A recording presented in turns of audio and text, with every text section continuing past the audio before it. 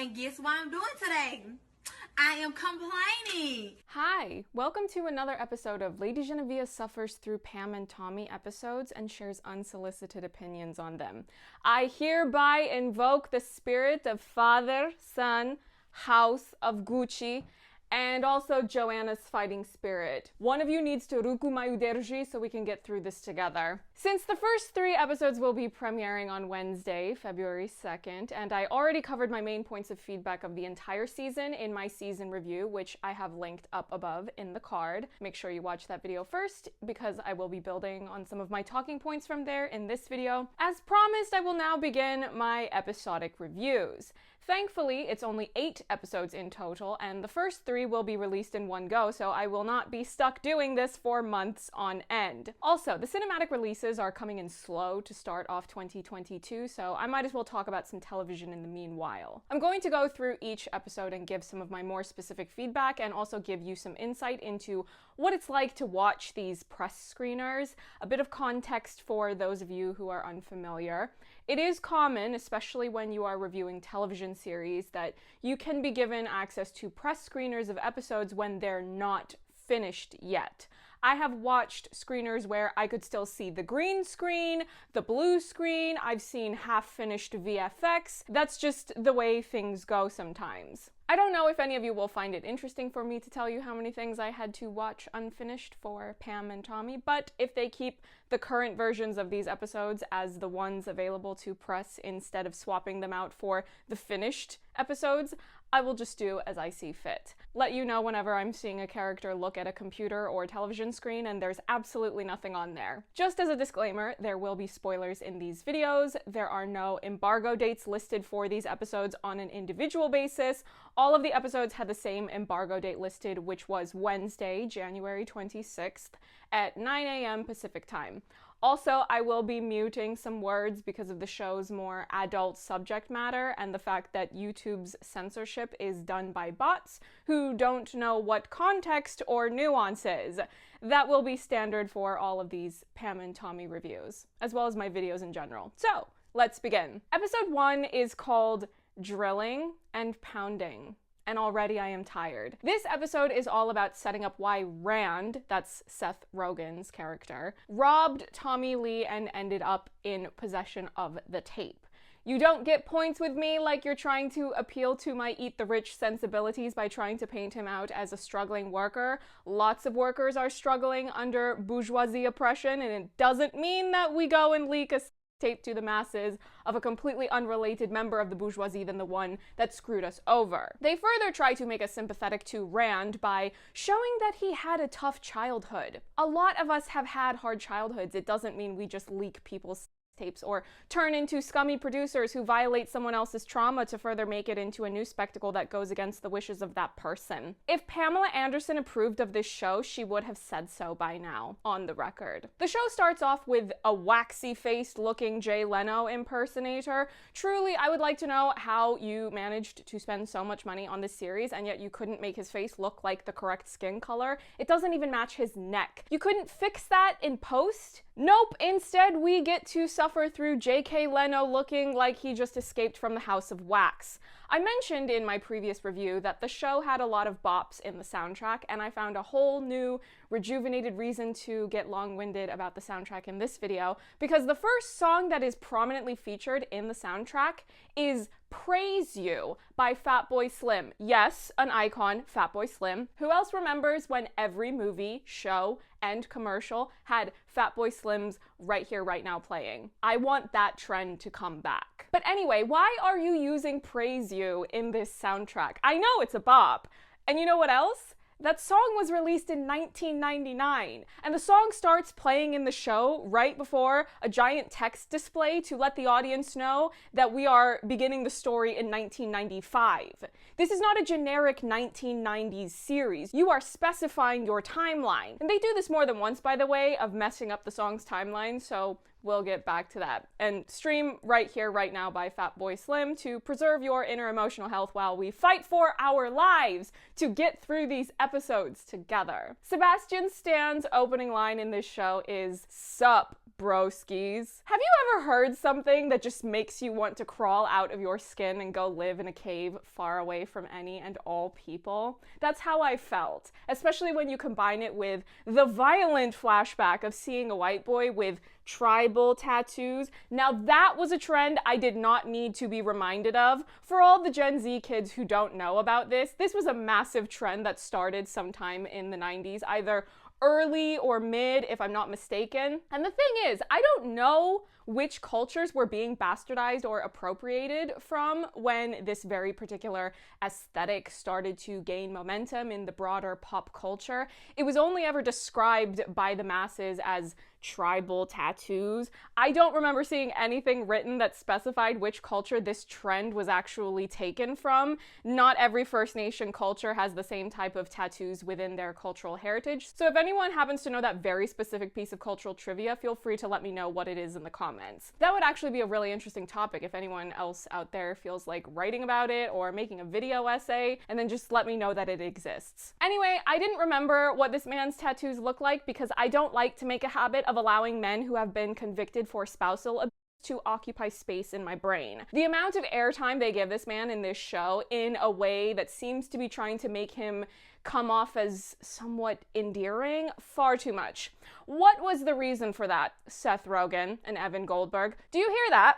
That's the sound of my ability to enjoy Superbad flying out of the window and into the sun. They also play Belinda Carlisle's Heaven is a Place on Earth in this episode, which is a fun little oxymoron of sorts since I'm in hell watching these episodes to write about them. All this episode is Sebastian Stan walking around in a thong, won't be the last time he does that by the way, and the show trying to make us sympathetic to the man who committed a horrific crime against Pamela Anderson. Jumping ahead to episode 2, which is called I Love You, Tommy.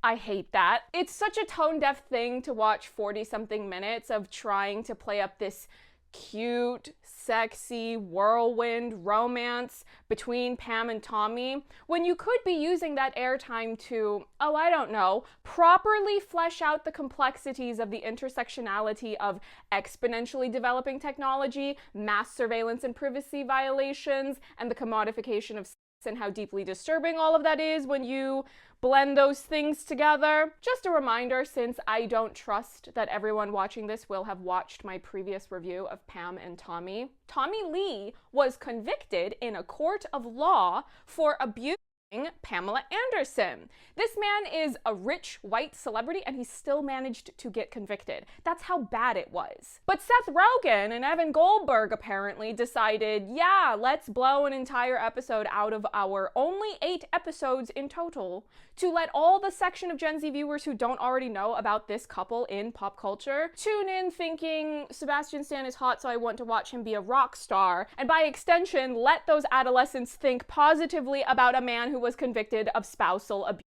Maybe if I say that enough times in this review, at least one person tuning in to watch this review will rethink the notion of speaking positively about this series. The episode opens with them hooking up on the boat, as if it wasn't enough trauma for Pamela to have her privacy violated because that tape was circulated all over the place on VHS and then the World Wide Web. Now we have actors recreating the traumatic footage. The only positive feedback I will bestow on this episode is once again the soundtrack. There are so many club scenes and they keep daring to bring 90s dance pop bangers into these scenes. 100% Pure Love by Crystal Waters. Let me just say, whomever put this soundtrack list together has got to be a Denali stan, because first you've got the song from the Denali versus Kimura lip sync, and then they also later play Be My Lover by La Bouche, which is the same song from the Denali versus La La Ree lip sync. Again, I have to ask why you are editing all these club scenes like a perfect setup to get edited into fan cams for social media marketing, in which you have the character who was arrested for spousal abuse breaking the fourth wall to go into the camera and say, "Be my lover." I don't care how many times you try it, villain, you will not endear this man to me. Also, "Be My Lover" was not released until 1995, and Pamela and Tommy met on New Year's Eve of 1994. Once again, the lazy research, far too much. Just for the record, it doesn't bother me that much to mess up the timelines of the songs, since they keep choosing bops that help get me through this viewing experience, but I cannot help but question the dodgy timeline of the songs being chosen, given how ethically dubious the entire concept of doing this series is, along with the general execution of it. As such, it makes me suspicious that the incorrect timeline of songs being chosen is symptomatic of the general approach to research happening to tell this story as it happened in real life. And can I talk about the scene in which these two first meet? Because it's the stuff of nightmares. I had to watch this twice, but now that I've done this video, I no longer have to watch that scene ever again, and I can immediately try to heal by repressing these memories. So Tommy's in the same club as Pamela, aggressively making out with another woman. Who is she? No idea. But once he realizes the ultra famous Pamela Anderson is at the club, he drops his other lady like a sack of potatoes and charges over to the booth Pamela and her girlfriends are at. Let me remind all of you, in case you just forgot since the last time I said it, that this man was just making out aggressively with another woman. So when he gets into Pamela's booth, he doesn't ask for permission, by the way. He hands his nearly empty bottle off to the only black woman in the booth, and if I'm not mistaken, the only black woman in this series with any lines. If I am mistaken about that, I can try to remember to correct myself when I talk about the other episodes that will be airing. So he sits down next to Pamela, grabs her skull, and licks up the side of her face. Disgusting! Hold on one moment. I think I've got a migraine coming in. And then what does Pamela do in response to this? She licks her friend's face. And then they all go around the circle like it's some sort of game. Mind you, Tommy still hasn't said a single word to her until he jumps up and screams to the entire club, "Opa!" And then he sits back down and says, "I'm Greek." I would like to issue a formal apology to the entire country of Greece and all the people living there. None of what has happened in this episode is my fault, but I feel like no one else is going to apologize to you, so I will do it for them. When does Hollywood ever let Greek people do their own thing anyway? The only thing that comes to mind for me is My Big Fat Greek Wedding, which is a cinematic masterpiece. I will not hear a single bad word about it. Let me quickly drop a few of the other soundtrack references from this episode. Nowhere to Run by Martha Reeves and the Vandellas. That one is everything. Tootsie Roll by 69 Boys, still a bop. Just When I Thought I'd Seen It All by Whitney Shea, which is a good song, but it was also released in 2012. So again, I am baffled and confused as to what the hell this show is on when it comes to the soundtrack selection. Nikki French's dance remix of Total Eclipse of the Heart, yes, absolutely a bop, as is the original. And then finally, I need to reiterate, even though I already brought this up in my last video, Getting to Know You from The King and I.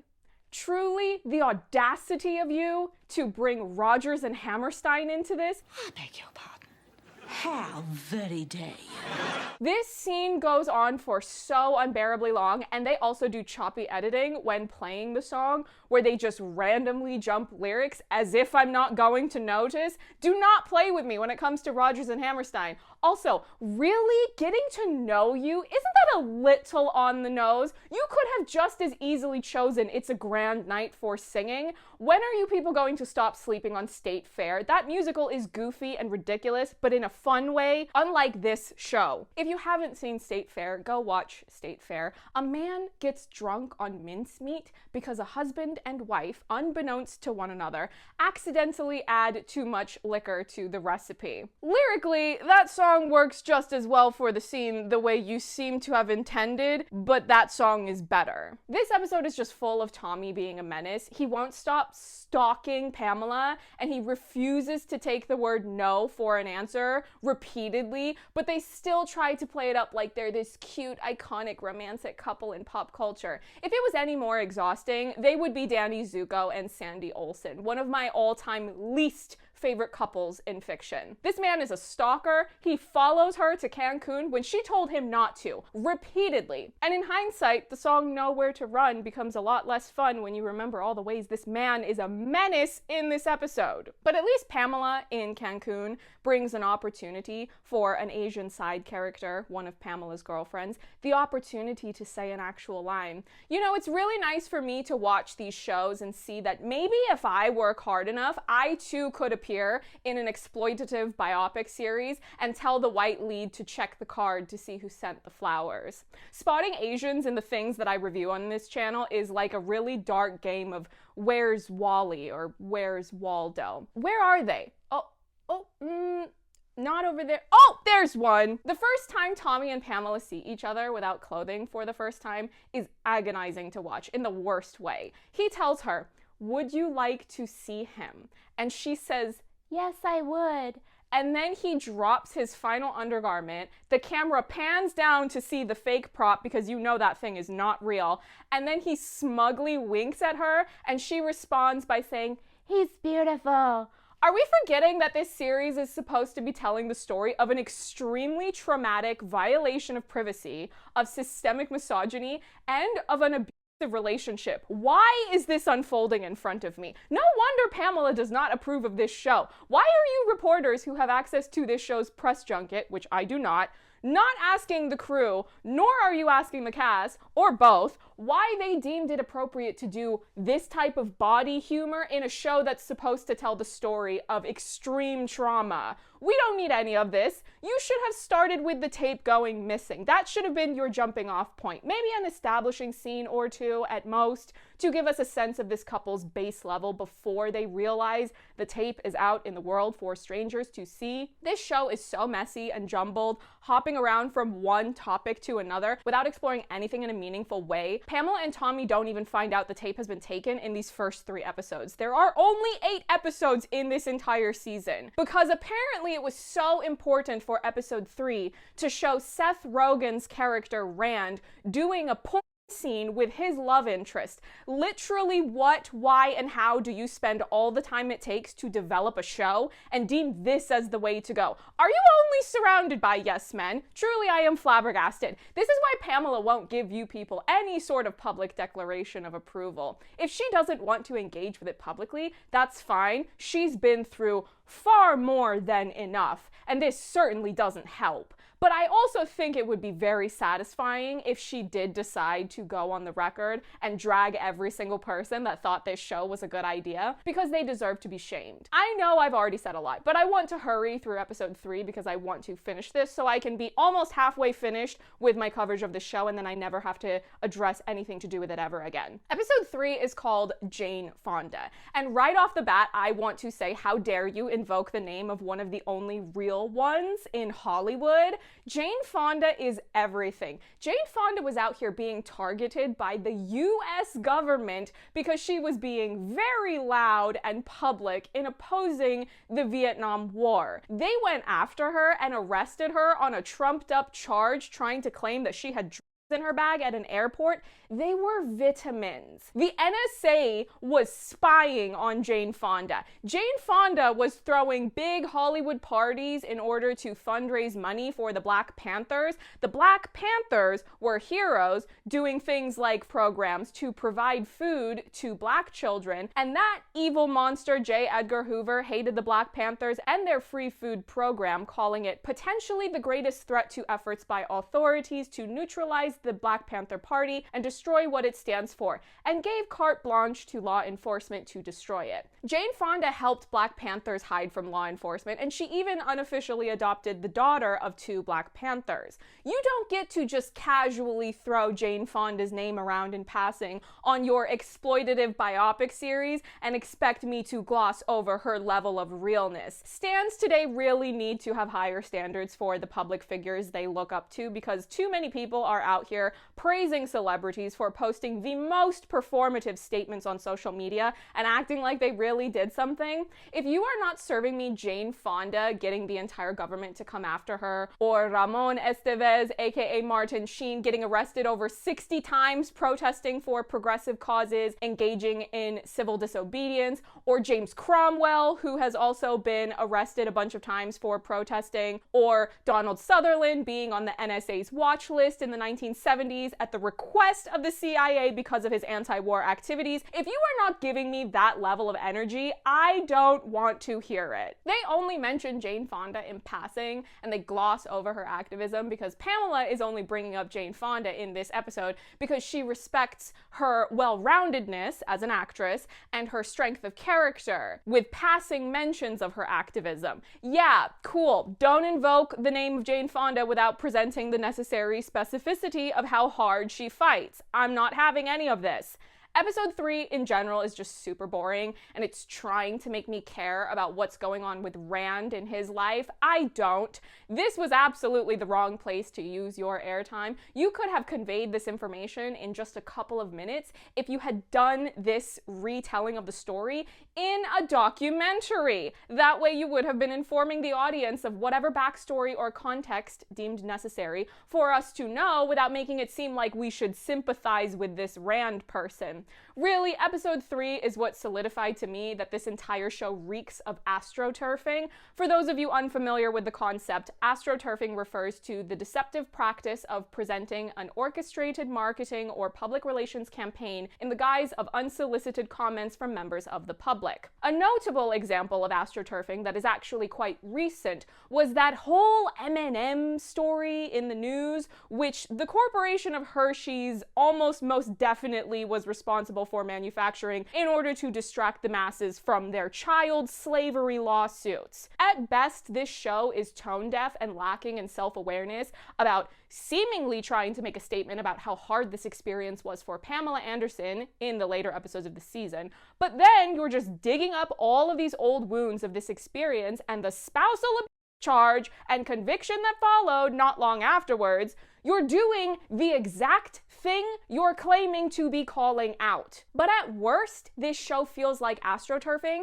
because Pamela Anderson has been one of the few Hollywood celebrities that has used her platform to call for the release of Julian Assange, who is currently being imprisoned and tortured because he helped to expose war crimes. But now, whenever you Google Pamela Anderson's name, this show is going to be what people find in the search results. And all the commotion about the salacious material in the show and Sebastian Stan's puppet, which I'm just now remembering I forgot to talk about, and it appears in episode 2. To make a long story short, the scene goes on for far too long. It's incredibly unnecessary. It reeks of comedy in shock value, and my screener had the puppet marked with black dots. Presumably those are for the VFX workers, but I don't know for what purpose. I haven't seen it in its finished form, nor do I wish to. Why am I being subjected to this nasty puppet flopping and waving around like the sandworm from Beetlejuice? Why are all the reporters asking Sebastian Stan questions about a penis puppet instead of bringing questions to the table about how you're imprinting an outdated caricature of Pamela Anderson onto the masses, making a passing invocation of Jane Fonda with no mention of how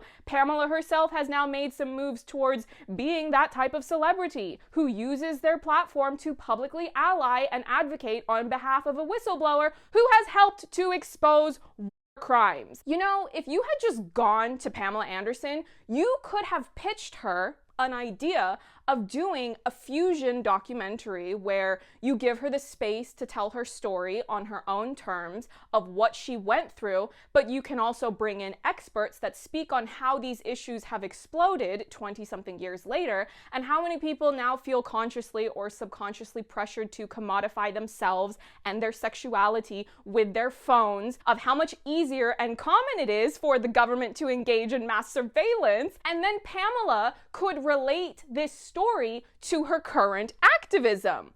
I, for one, would be intrigued to hear what she has to say about it instead of a trashy exploitative series that has a whole montage in episode 2 of them cavorting around their honeymoon suite. By the way, the version I saw had multiple unfinished effects. I don't know if any of you think that this is interesting, but I will share it nonetheless.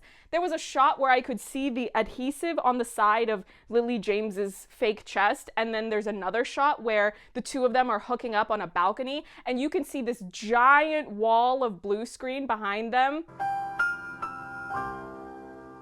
This will probably be the most exhausting review I have to make on Pamela and Tommy, since the rest of the episodes are airing on a weekly basis, meaning I only need to talk about them one at a time. Feel free to sound off in the comments, be it about your favorite 90s songs because you want to keep the comment section cheerful, or about the tone-deaf approach to telling this story. How these people are the same people who have produced The Boys is beyond me. Now that is a show that goes hard in calling out things that actually need to be called out. But I will see you in the next one. Bye.